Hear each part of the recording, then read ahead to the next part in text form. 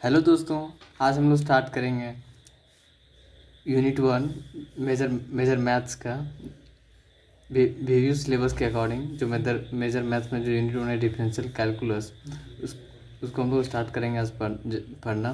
तो इसमें 2 क्वेश्चंस पूछे जाते हैं एग्ज़ाम में, जिसमें कि 2 क्वेश्चंस में लॉन्ग क्वेश्चन 15 मार्क्स का, 2 क्वेश्चन रहेंगे 30 मार्क्स हो गए इसमें से, और एक शॉर्ट क्वेश्चन 5 मार्क्स का, और एक वेरी शॉर्ट क्वेश्चन 3 मार्क्स का। तो इसमें टोटल 38 मार्क्स पूछे से टोटल 38 मार्क्स डिफरेंशियल कैलकुलस से आते हैं। तो सक्सेसिव डिफरेंशिएशन हम लोग इस लेक्चर में स्टार्ट करेंगे पढ़ना। तो सबसे पहले डिफरेंशिएशन हम लोग जानते हैं, जैसे कि कोई तो सक्सेसिव हाँ, तो सक्सेसिव डिफरेंशिएशन जिसको हम लोग nth ऑर्डर डेरिवेटिव भी कहते हैं, nth ऑर्डर डेरिवेटिव, इसी को कहते हैं nth differential coefficient, nth differential coefficient. Okay, हाँ सब तो चलो, nth डिफरेंशियल कोफिशिएंट ये हो गया। तो इस और इसका जो नोटेशन है, रिप्रेजेंटेशन, नोटेशन जो है, तो अगर कोई फंक्शन दिया हुआ है y equals to F X, है ना, ये जो फंक्शन दिया हुआ है, और इसका अगर हम फर्स्ट ऑर्डर डेरिवेटिव बोलें की बात करें कि फर्स्ट ऑर्डर डेरिवेटिव को कैसे लिखेंगे, फर्स्ट ऑर्डर डेरिवेटिव को हम लोग लिखेंगे y1, या फिर सिंपली हम लोग y डैश भी कह सकते हैं, या फिर f डैश एक्स कह सकते हैं, इसी को dy बाई डी एक्स भी कह सकते हैं। इतने सारी चीज़ें इससे रिप्रेजेंटेशन होता है। अब यही बोलेंगे सेकेंड ऑर्डर डेरिवेटिव के लिए y2 y double dash f double dash x, और इसी को लिखेंगे हम लोग dy by D x square. अब अगर हम बात करेंगे थर्ड ऑर्डर डेरिवेटिव के लिए, तो ये हो गया थर्ड ऑर्डर डेरिवेटिव के लिए लिखेंगे y ट्रिपल डैश, और इसी को फिर f ट्रिपल डैश एक्स, या फिर d3 y by D x square. ये सारी चीज़ें हम लोग इसका डिनोटेशन करते हैं। तो इसी तरह से अगर हम लोग डिनोट करेंगे या फिर बताएंगे कि nth ऑर्डर डेरिवेटिव क्या हो जाएगा, nth ऑर्डर डेरिवेटिव। तो nth ऑर्डर डेरिवेटिव की बात करेंगे तो ये हो जाएगा हम लोग पास yn इक्वल्स टू डी का पावर n y पर डी एक्स का पावर n, ओके, या फिर इसी को लिखेंगे y का पावर n, या फिर f का पावर n x, ये हम लोग लिखते हैं। ठीक है, अब कुछ स्टैंडर्ड फंक्शन का nth डिफरेंशियल कोएफिशिएंट फाइंड करेंगे। ओके, सम स्टैंडर्ड फंक्शन, या ऐसे लिखेंगे nth डिफरेंशियल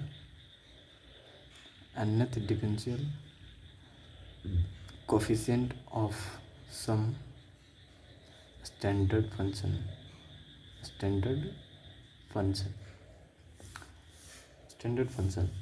नोट्स क्या है कि नोट्स आप लोग खुद बनाइएगा। जो हम वीडियो बना रहे हैं, इस वीडियो से अगर आप लोगों को नोट्स बनाने का मन करे तो नोट्स आप लोग खुद बनाएं, क्योंकि वो बेहतर है। आप लोग नोट्स खुद ही प्रिपेयर करें वीडियो देख करके ही। हम यहाँ पे जो लिख रहे हैं उसी का ही।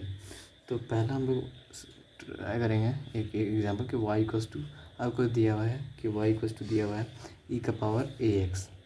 तो हमको फाइंड करना है, फाइंड yn हम लोग को फाइंड करना है, मतलब लाना है कि क्या होगा, हमको बताना है।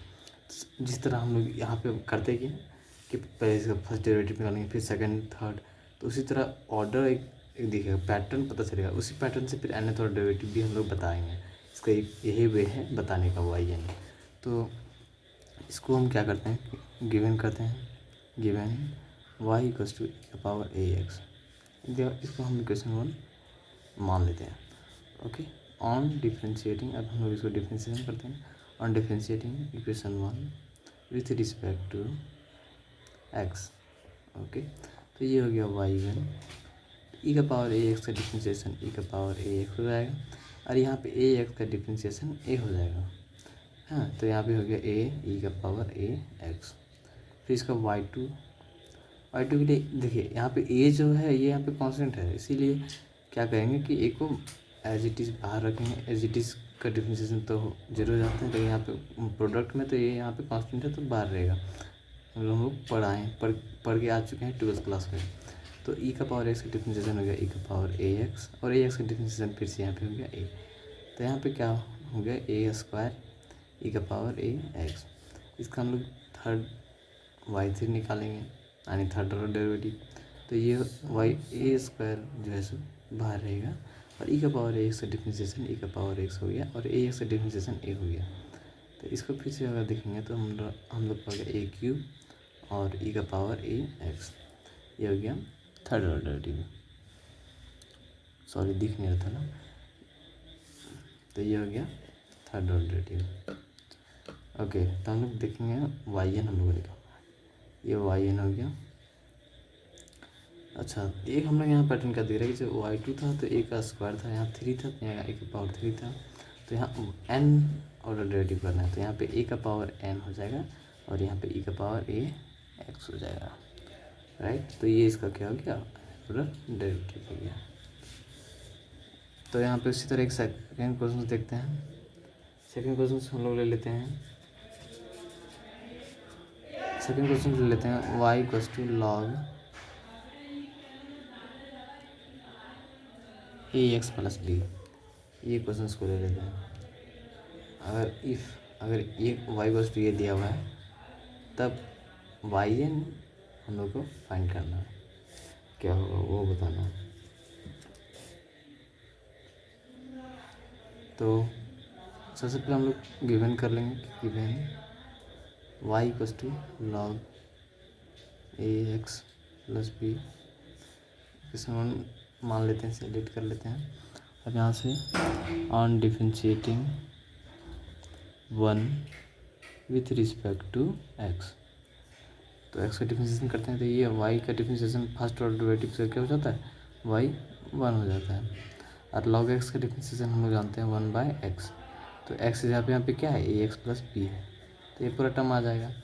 ओके, अब इसके अंदर वाले टर्म्स को करते हैं, ए एक्स प्लस बी का डिफरेंशिएशन। यहाँ ए और बी कांस्टेंट है, जब ए और बी कांस्टेंट है और यहाँ पे ए एक्स है, तो ए एक्स का डिफरेंशिएशन यहाँ पे हो गया ए, यानी ए 1/ax प्लस बी आया। बी का पावर इसको इससे लिख सकते हैं, एक सेकेंड में, ए एक्स प्लस बी का पावर -1, ये हो गया। अब इसका हम सेकंड ऑर्डर डेरिवेटिव करते हैं, तो y2 ये हो गया। अब यहाँ पे कांस्टेंट है, ए तो कांस्टेंट रह गया। अब इसका डिफरेंशिएशन करना है, तो यहाँ पे x पावर n का डिफरेंशिएशन जो होता है, जैसे कि हम लोग जानते हैं x पावर n का डिफरेंशिएशन होता है ना, x power n with respect to x, तो ये होता है n x पावर n -1। तो ये होता है डिफरेंशिएशन का फार्मूला एक्चुअली। तो ये चीज़ हम लोग क्या करेंगे, यहाँ पर लगा देंगे, तो ये ए बाहर रह गया, -1 यहाँ पे आ गया, और ये हो गया ए एक्स प्लस बी पावर -1, नहीं -1 यानी ये हो गया -2 हो गया, और ये भी तो डिफरेंशिएशन होगा, तो ये इसका डिफरेंशिएशन भी हो गया ए एक्स का डिफरेंशिएशन ए।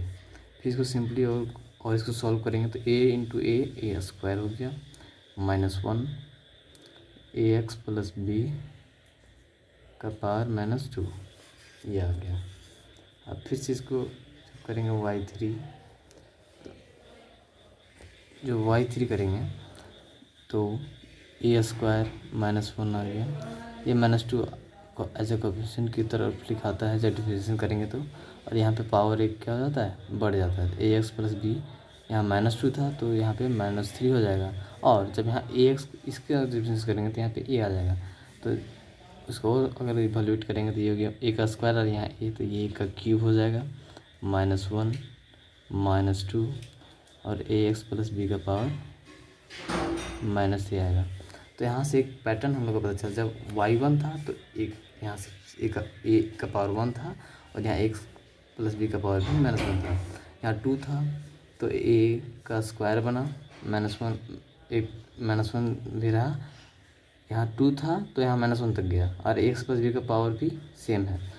3 था तो यहाँ पे ए का पावर 3 तक गया, और ये -2 तक गया और यहाँ पे पावर -3 गया। अब यहाँ पे एक पैटर्न चल रहा है वाई एन, हम लोग क्या लिख सकते हैं, ध्यान दीजिएगा। तो यहाँ पे जब 3 था तो यहाँ पे 3 गया a का पावर 3, तो यहाँ वाई एन है तो यहाँ पे हो गया y का पावर a का पावर n।